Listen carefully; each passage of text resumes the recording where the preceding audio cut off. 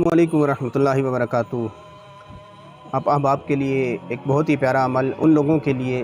جو اپنے کام پہ جاتے ہیں اور سارا دن پریشانی کی حالت میں رہتے ہیں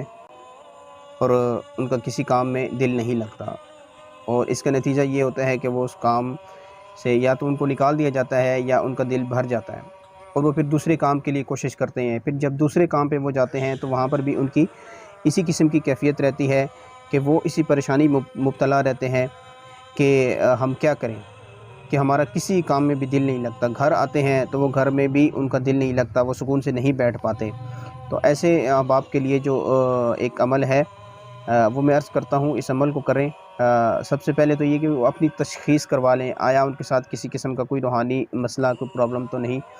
اگر ایسی ہے تو اس کے لیے بھی وظیفہ لیں، اور اس جو آپ کا مقصد ہے کہ ہمارا کام میں دل نہیں لگا، اس مقصد کے لیے جو وظیفہ ہے وہ میں عرض کرتا ہوں، تو آپ اس کو توجہ سے سماعت فرمائیں۔ یہ عمل ہے یا اللہ 101 بار، یا اللہ 101 بار آپ لکھ لیں، کسی بھی کاپی پہ لکھ لیں، چھوٹا چھوٹا کر کے لکھ لیں، اس کو زیر زبر پیش چاہے نہ ڈالیں،